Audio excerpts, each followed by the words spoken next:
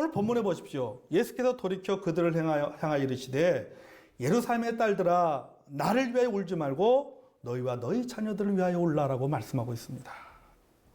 자, 이 본문의 배경을 우리가 좀 살펴보겠습니다.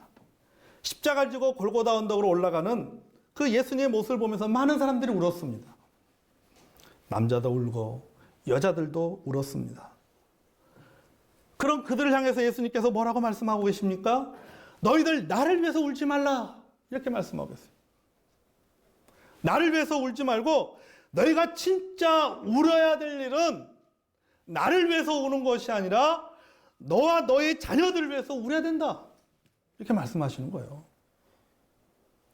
너희들이 진짜 눈물을 흘리는 것은 내가 그 십자가를 짊어지고 올라가는 그 나의 고통스러운 모습을 보면서 너희들이 안타까워서 울어야 될 것이 아니라 너 자신을 위해서 울어야 되고 너희 자녀들을 위해서 울어야 된다. 예수님께서 이렇게 말씀하셨어요. 왜 이렇게 말씀하셨냐? 앞으로 너희가 피눈물을 흘려야 할 일들이 생긴다라고 하는 겁니다. 피눈물을 흘려야 되는 일들이 생기게 된다는 거예요. 그런 날이 오기 때문에 너희들은 나를 위해서 울 것이 아니라 너와 너희 자녀들을 위해서 울어야 된다라고 예수님께서 말씀하고 있는 겁니다. 그러니까 예수님의 말씀은 무슨 말씀이에요? 예언의 말씀이에요. 예언의 말씀. 앞으로 어떤 일이 일어날 것인가를 예수님께서 알고 계셨다라고 하는 거죠. 이 예수님의 예언이요, 주 AD 70년에 이루어집니다. 예수님이 죽으시고 부활하시고 승천하시고 난 후에 약 30년의 세월이 흘러간 후에 30년 후에 예루살렘에 큰 사건이 일어납니다. 67년, AD 67년에 유대에서 이 유대인들이 로마를 향해서 본격적으로 반란을 일으키기 시작합니다. 이곳저곳에서 이제 그 봉기가 일어나는 거예요. 우리가 이제는 더 이상 살 수 없다. 로마의 압제로부터 우리가 벗어나야 된다. 그래서 나라의 독립을 위해서 일어나는 많은 사람들이 있었습니다. 유대인들이 있었어요. 자, 그러자 이 로마에서는 어떤 조치를 취하냐면요. 유대인 1만 명을 잡아가지고는요, 십자가 처형식을 거행을 합니다. 그러니까 1만 명을 잡아서 십자가형으로 처형시켜버리는 거예요. 그러고 난 후에 70년이 되었어요. 그래서 계속해서 이렇게 반란이 일어나는 거예요. 그러자 70년대에는 어떤 일이 하냐면 이 로마군들이요, 예루살렘을 포위를 합니다. 포위해가지고 성 안에 있는 사람들이 성 밖으로 나가지도 못하게 만들고 또 성 밖에 있는 사람들이 성 안으로 들어오지 못하도록 합니다. 싹 포위를 해버리는 거예요. 무슨 작전을 쓰냐면은 고사작전을 쓰는 거죠. 고사작전. 자, 성 밖에서 성 안으로 먹을 것이 들어가야 되는데 먹을 것이 들어가지 못하는 겁니다. 그 로마 군인들이 예루살렘을 정복하려고 하는데 이게 예루살렘 성벽이 워낙 견고하다 보니까요. 이게 성벽을 넘지를 못하는 거예요. 너무 견고하다 보니까. 그러다 보니까 이제 포위를 하고 고사작전에 이제 들어가게 되는데 시간이 지나자 어떤 일이 벌어집니까? 성 밖에 성 안으로 먹을 것이 들어가지 못하다 보니까는 성 안에 있는 사람들이 굶어 죽기 시작하는 거예요.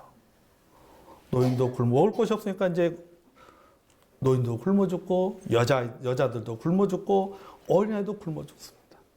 예루살렘 성 안에 시체가 가득하게 쌓이기 시작하는 거예요. 자, 배는 고프고 먹을 것은 없고 그다음에 어떤 일이 벌어지냐면 나중에는요, 여자들이 자기 자녀를 삶아 먹는 일까지 생기게 되는 거예요. 소위 말해서 뭘 먹는 거예요? 인육을 먹는 거예요, 인육을. 자기 자녀를 삶아 먹는 거예요. 자, 이런 처참한 상황 속에서 결국 예루살렘은 완전히 함락되고 마는 거죠. 견딜 수 있겠습니까? 배가 고픈데. 결국은 항복하고 맙니다. 자, 로마군이 예루살렘 성안으로 들어옵니다. 어떻게 할까요? 무참하게 살육하기 시작합니다. 그때 죽은 사람들이 110만 명이 죽습니다. 유대인 110만 명이 죽게 됩니다. 노예로 잡혀간 사람만 해도 9만 7천 명이 노예로 잡혀가게 됩니다. 그 당시에 이 예루살렘을 정복했던 그 점령군, 로마의 점령군 장군은 티투스라고 하는 장군인데, 이 장군이 예루살렘 성전을 불태워버립니다. 불태워버리고 완전히 무너뜨려버립니다. 그러면서 예루살렘 성전에 벽 하나만 딱 남겨두게 됩니다. 왜 남겨두냐? 자비를 베풀기 위해서 남겨두는 것이 아니라 내가 이토록 높은 벽을 가진 큰 성을 내가 무너뜨렸다, 점령했다 하는 것을 기념하기 위해서 성전의 한 벽을 남겨두게 됩니다.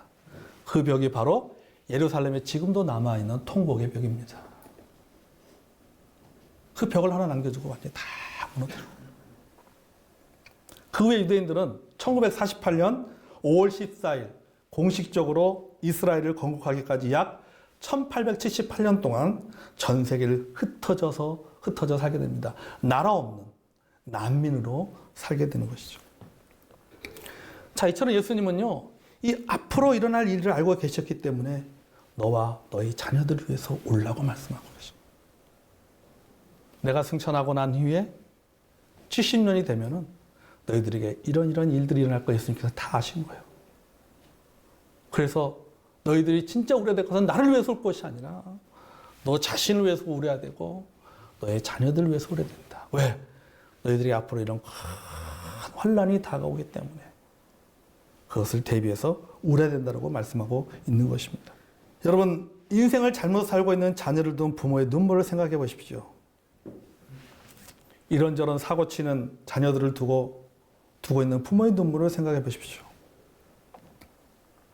저는 우리 성도들에게도 이런 눈물이 없기를 기도합니다. 아멘. 자, 이런 고통의 눈물, 자책의 눈물을 흘리지 않기 위해서는 부모들, 우리들이 우리 자신을 위해서, 우리 자녀들을 위해서 하나님 앞에 울어야 됩니다. 아멘. 울어야 되는 거예요. 내가 내일 울지 않기 위해서는요, 오늘 울어야 되는 거, 오늘 우는 것은 기도의 눈물이지만은 내일 우는 것은 그것은 기도의 눈물이 아니에요. 무슨 눈물이에요? 후회의 눈물이에요. 자책의 눈물이에요. 고통의 눈물이에요.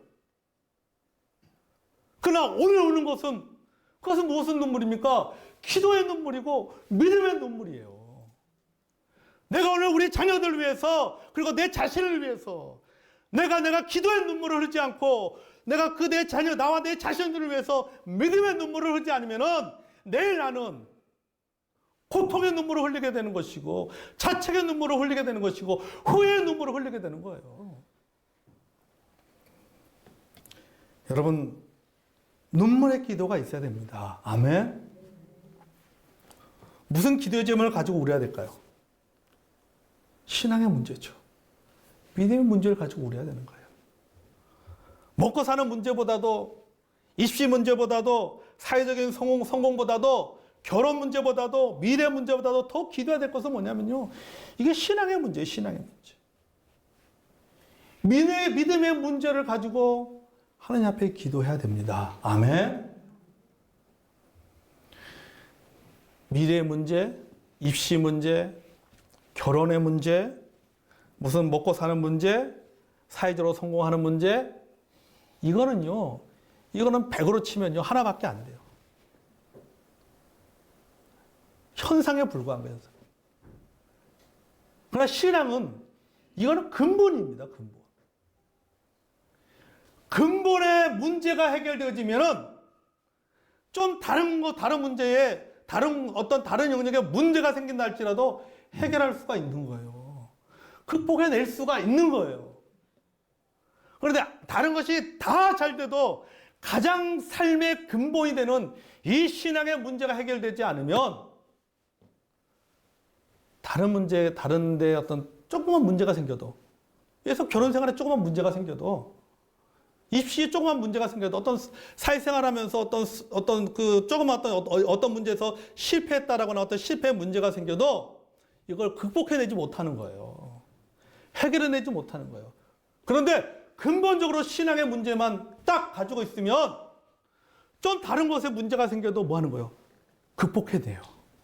무엇으로요? 신앙으로 극복해내는 겁니다. 아멘? 믿음으로 극복해내는 거예요. 그래서 여러분, 우리는요, 우리 자신을 위해서도 신앙의 문제를 가지고 하나님 앞에 우리가 우려야 되겠지만, 또 우리 자녀들을 위해서도 우리가 자녀들의 신앙의 문제를 놓고 하나님 앞에 눈물의 기도를 해야 될 줄로 믿습니다. 아멘. 여러분, 앞으로는 신앙생활하기 더 어려운 시대가 옵니다. 그래서 여러분, 먼저 우리가 하나님을 믿는다고 하는 우리 부모들, 우리 자신들이요, 자신의 문제를 가지고 하나님 앞에 나가서 우려야 돼요. 예수님께서 말씀하시잖아요. 너와 그리고 너의 자녀들을 위해서 울라고 했어요. 너의 자녀들을 위해서만 울라고 말씀하는 것이 아니라 그 앞에 너라고 붙였어요. 너 자신을 위해서도 울어야 된다. 우리가 우리 자신을 위해서 울어야 될 게 뭐가 있어요? 아직까지도 죽지 못한 그 내 자신의 자아,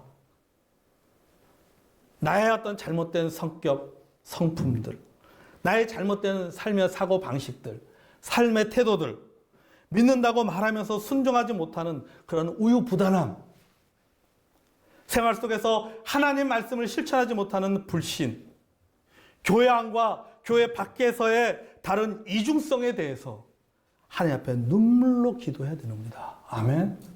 눈물로 기도. 내 자신의 신앙을 놓고 하나님 앞에 우리가 눈물로 기도해야 돼요. 이블린 크레스텐스 사모님이 쓴 나를 변화시키소서라고 하는 책이 있습니다. 이 책에 보면요, 이 사모님에게는요, 제인이라고 하는 딸이 있었습니다. 이 제인이라고 하는 이 딸이 18살이 되던 해에 어느 날 딸과 같이 외출하게 됐습니다. 근데 이제 딸이 옷을 입잖아요. 딸이 옷을 입고 있는데 이 엄마가 이 딸이 입고 있는 옷에 대해서 이런저런 이야기를 한 거예요. 너 왜 이런 것을 입어? 그렇게 했겠죠. 너 왜 이런 옷을 입고 다녀? 이게 뭐야? 막 뭐라고 한 겁니다. 그러니까 이럴 때 갑자기 제인이 소리를 지르는 겁니다. 엄마! 제발 잔소리 좀 하지 마세요. 어디서 듣던 말 같지 않습니까? 제발 잔소리 좀 그만하세요.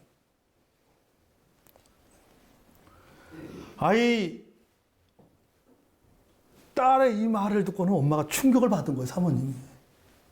충격을 받은 거예요. 그래서 방에 들어가서 팍 우는 거죠. 어떻게 딸이 이럴 수 있는가, 나에 대해서. 처음엔요, 딸의 믿음이 타락한 것처럼 생각한 거예요. 그거 너무 속상해서 하나님 앞에 눈물을 흘리는데 하나님께서 그때 주신 말씀이 있었다고 합니다. 베드로전서 3장 1절 2절인데 중간에 이런 말씀이었습니다. 말씀을 순종하지 않는 자라도 말로 말미암지 않고 그 안의 행위로 말미암아 구원을 얻게 하려 함이라. 아멘. 말이 아니라 뭘로 구원한다고요? 행위로 구원한. 사모님 깨닫어요. 그리고 기도가 바뀐 거예요. 주여, 죄인을 변화시키기 전에 나를 변화시켜 주소서. 바뀐 거예요. 나를 변화시켜 주소서. 그러면 다시는 어떤 말로도 딸을 가르치지 않고 그냥 딸을 위해서 기도만 했습니다. 4년의 세월이 흘렀습니다.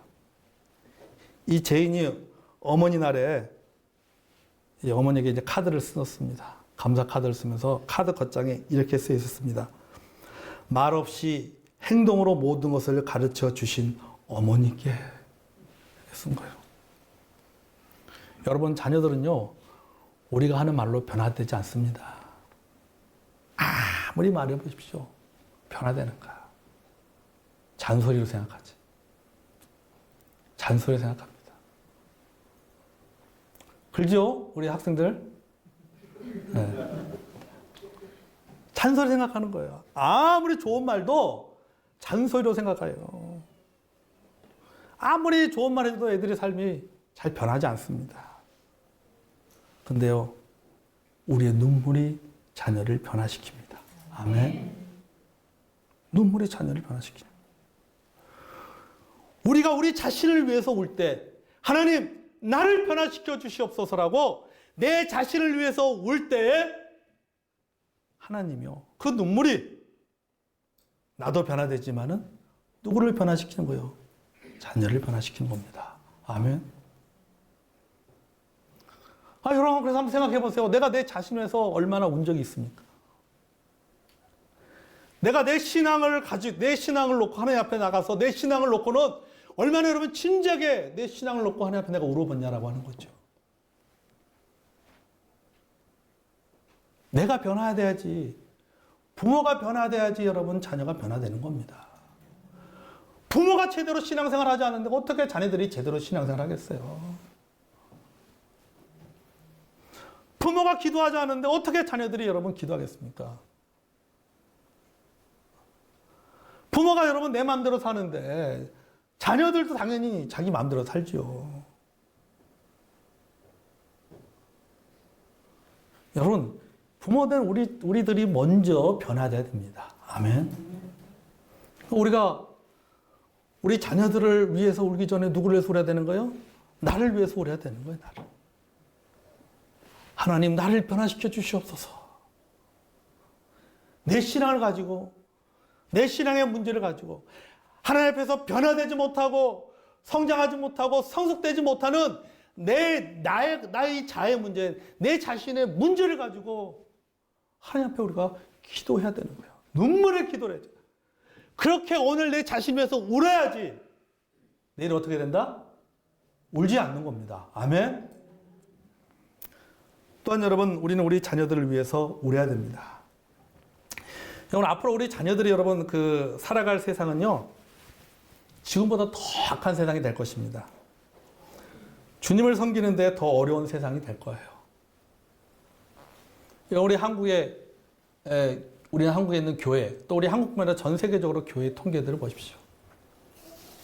갈수록 여러분 젊은 세대, 다음 세대들이 줄어들고 있습니다. 부산 지역에만 해도 여러분 학생부, 청년부 없는 교회가 60%예요. 60% 정도 됩니다. 교단을 초월해가지고. 그러니까 앞으로 우리 젊은이들이요, 신앙생활하기 더 어려운 시대예요. 미래 역사에 관한 그 책을 쓴 유발 하라리라고 하는 그 학자가 있습니다. 이분이 굉장히 유명하죠. 지금 세계적으로 유명한 석학입니다. 이분이 호모데우스라고 하는 책을 썼습니다. 이 책이 베스트셀러죠. 많은 사람들이 있습니다. 호모데우스. 데우스는 헬라어로, 데우스는 하나님이라는 뜻입니다. 신. 호모는 인간이라는 뜻이에요. 그래서 호모데우스라는 뜻이 무슨 뜻이냐면요, 신이 된 인간이라는 뜻입니다. 신이 된 인간.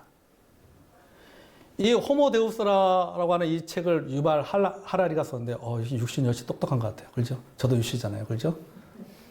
유발 하라리가 썼는데, 그 호모데우스라는 책에 보면요, 이런 내용이 있어요.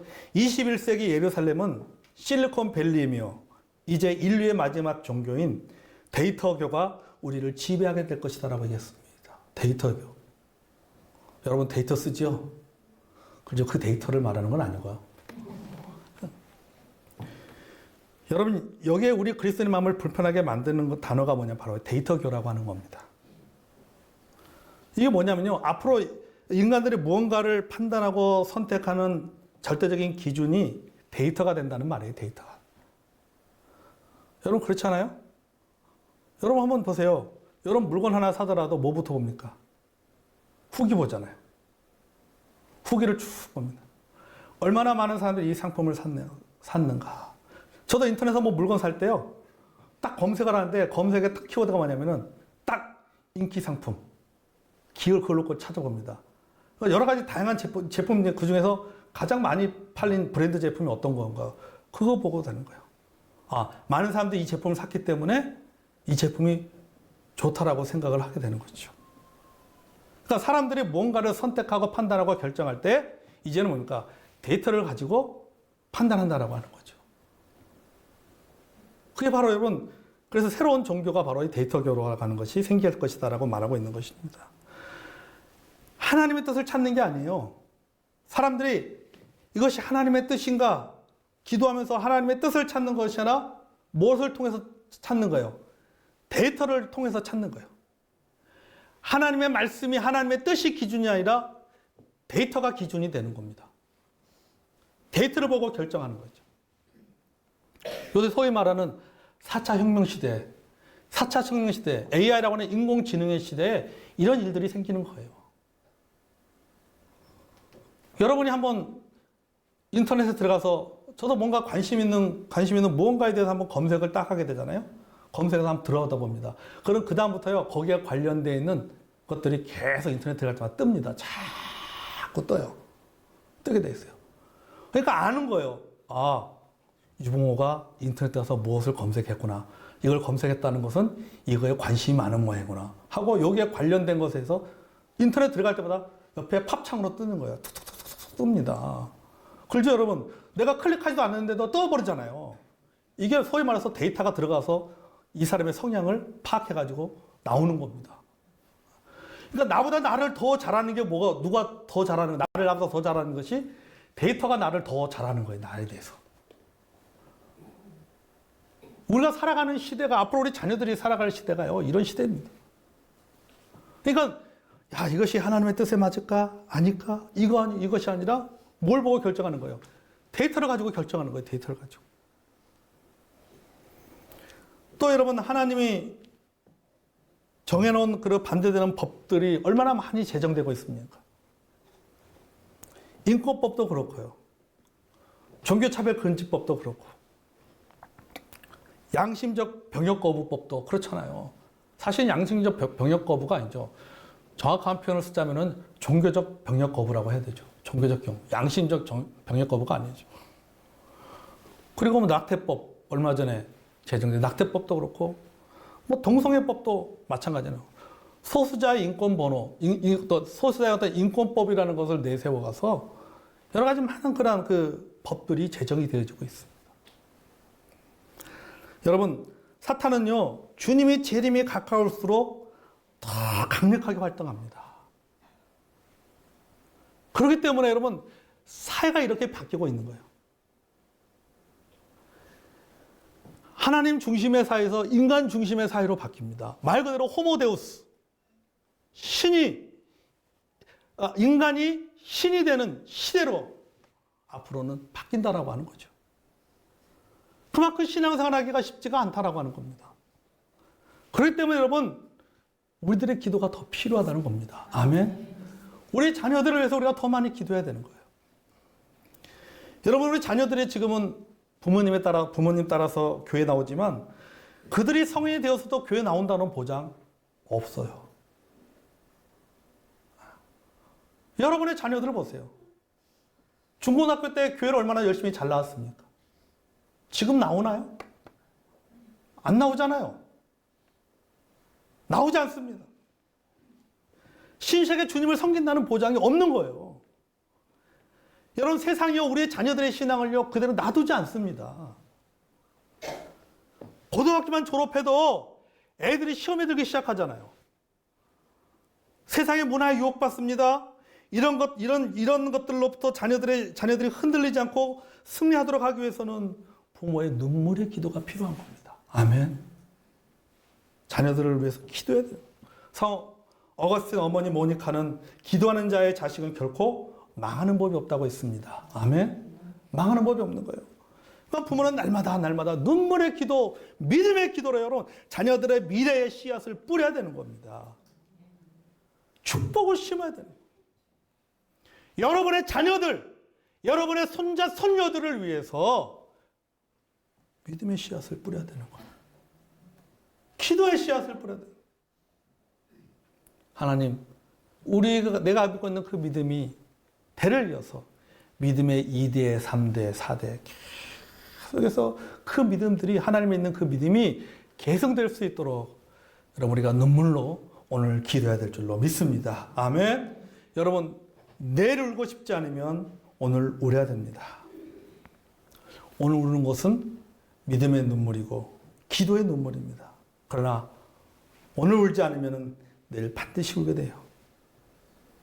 내 자신 때문에 울게 되고 자녀 때문에 울게 됩니다. 그 눈물은 후회의 눈물이에요. 그 눈물은 자책의 눈물이 됩니다. 성도 여러분, 우리 모든 성도 여러분들의 눈물이 그런 눈물이 되지 않기를 기도합니다. 아멘. 그렇게 하기 위해서는 오늘 울어야 돼요.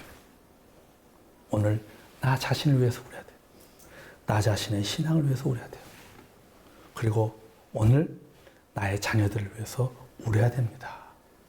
그래야지 내일의 눈물은 무슨 눈물이 될까요? 기쁨의 눈물이 됩니다. 감사의 눈물이 됩니다.